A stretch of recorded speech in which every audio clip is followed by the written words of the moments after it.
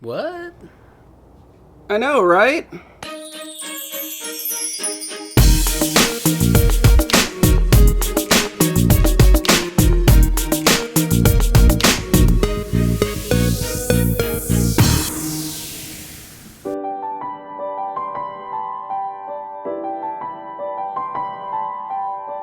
So I started cooking on a Weber Performer about 10 years ago, 2006, I guess. And I've been barbecuing ever since. And for 3 years, all I ever cooked on was that Weber Performer. And it was awesome. But since that time, I've acquired a ton of Weber products because I just fell in love with the brand and what it stood for. The customer service was absolutely amazing. Anytime I ever had a problem, they were quick to take care of it. And I was just really, really proud. I had pride and ownership. So for a long time after cooking on the Performer, like a lot of us who have Performers, I made up my mind if they ever made a 26-inch Performer, I was on it. I was going to get it. So whenever they came out with what eventually was the Summit, I jumped on it. I knew in my mind, and I may be wrong, but in my mind I figured that looks too much like a 26-inch Performer for them to make a 26-inch Performer, whether it does well or it doesn't do well. So if it crashes and burns, they're not going to make a 26-inch Performer. So, and if it does really well, they're not going to make a 26-inch Performer because they're not going to cannibalize their own sales. So that was my thinking, at least. So I jumped on it, even though I felt like it was expensive for what it was. I knew right away I was going to end up getting that, and so I did. I bought it the first weekend. I started cooking on it, and if you look, basically over the back 2 years of my channel, you can see that I've cooked on it quite a bit. Reasonably happy with it. In fact, completely happy with it, except for one issue. There was a smoke leak underneath the gasket. It comes right out of the front, and the smoke leak itself didn't bug me as much as the way the customer service had handled it. I noticed it when I first got it. I called in. They said, "Hey, why don't you use it for 3 months? It may seal up on its own, and if it does, that's great. If not, we'll try to figure out a solution." And it was a new grill at the time, and I could tell they didn't really have an answer yet, so I went ahead and did that. And I called in 3 months later. "Hey, it's still leaking. Well, why don't you give it another month or two?" "Okay, I'll give it another month or two." Trying to be a team player. We're checking all the boxes, and I felt 100% confident that Weber was going to take care of that for me. But when the time came and they had ran out of ideas, and again, the ideas were like loosen the nuts on the hinge and tighten them back up, which is something I'd already tried and I didn't feel like it was going to work. Or move the latest thing I've tried was move the spacers. Doesn't matter. There's a lot of things that I felt like I needed a hinge that was adjustable to make minor adjustments like some of the other cookers have. Some of the other Kamado cookers had. I really felt like it needed something like that, and it didn't have it. But I figured Weber would come up with an answer at some point. But after we were done trying all the silly stuff, they basically just told me that I was on my own, and that the customer service person said that her boss had fired up the cooker that was in their backyard or in their office, and when they were done firing it up as a brand new cooker, it had leaked smoke from everywhere, and therefore it was supposed to leak, and I was on my own, and it wasn't a problem that they intended to fix. And it was a really big change in direction from the conversations we'd been having that whole week, trading emails, trading phone calls, trying to get this fixed. They were just like, "Dude, you're on your own." And I gotta admit, it shocked me because it's the first time I've ever received that kind of we give up customer service from Weber. That's just not what they've done. And I was like, wow, this changes everything. I gotta keep, I went from completely blindly trusting them to realizing that I can't blindly trust them anymore, and I can't blindly recommend them anymore. And it was a bit shocking. Fast forward, and I've always wanted this red Weber kettle that they came out with. You guys may have seen the video. If not, I'll put links up in this corner or at the end of the video to those previous videos. And I'll probably make just a playlist, red kettle playlist, where you can see, the progression. But when I found out the rumor that this was coming out, I was going to pre-order it, back in March, because I wanted to make sure I had it. I got a chance to use it or get it because I'd wanted one forever, and they haven't made red kettles in the United States since around the year 2000. And so this was cool. This is a one-time shot, and it came out. I ended up pre-ordering it at Amazon, but getting it from Lowe's because Lowe's got it before Amazon did. and I brought it home and I made a video talking about how excited I was. They got the color perfect. It was amazing. I was really excited about this. And then I started looking at it. I put that video up and I started looking at it and realized, like, wow, this has got some serious problems.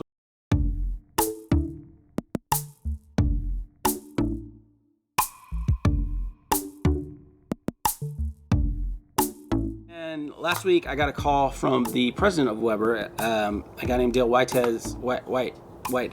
Wytiaz? I thought he said Whitehead, but I think it's Wytiaz. And we had a really nice conversation. And I don't mean that sarcastically. It was a great conversation. And he had clearly done his homework and had either been watched or been informed of a lot of my videos and a lot of the things that I said. And he knew that, I was a Kettle and a Weber fan. And the first thing he just says is like, hey, I'm just calling to apologize. And I was like, whoa, you got my attention. We really haven't done a very good job in your situation a few times now. And I just want to let you know that I'm sorry. Like, and I thought, okay, well, that's a good place to start. And he goes on and talks about how customer service, he did a really good job of not throwing his own employee under the bus. Like, he's like, customer service just says what we tell them to say, and there was clearly communication breakdown, and that's on us and not her, because she can only say what we tell her to say. But I think the left hand didn't know what the right hand was doing, and I apologize for that. And then on the red Kettle, you're right, it is an iconic Kettle. In fact, I feel the exact same way you do about this. I'm rather embarrassed about what has happened, and he did go on to explain, like, a lot of this had to do with transportation. There were some things that were damaged in shipping because this is new. Like he kept saying, we're trying something new here with this limited edition Kettle, and they made some mistakes, like as far as like setting up and protecting things during transportation. And then some of the stuff was things that have been around on kettles since the beginning of time, but the fact that the porcelain is red and it's a brighter color actually draws out their flaws, but they're flaws that kettles have always had, and they're cosmetic. So the fact that the kettle's red and that it's a limited edition, special edition collector's item, and the fact that there's a spotlight on it means that people are seeing things that for the first time. For example, the leg sockets. If you look inside the leg sockets, they're not completely finished, and that frustrated me when I saw that. He said that he actually checked on this, and that's how it's always been done. And there should not be any corrosion, but it won't be completely finished in the leg sockets. And he said after 60 years that or whatever, however long they've been making these kettles, they've not had any reason to even discuss it because no one's, first off, noticed, much less complained. And so it was really eye-opening for them as a company on the customer service side to see that, hey, they're not finished in the leg sockets because you don't see it and it hasn't caused any problems. And I thought, okay, well, that was one of the things I was upset about, and I guess I was misinformed because I just thought they were cutting corners, but that's just what they've done. Now, he did say a lot of the problems with the red Kettle were limited to the first few runs, and he was, how did he put it?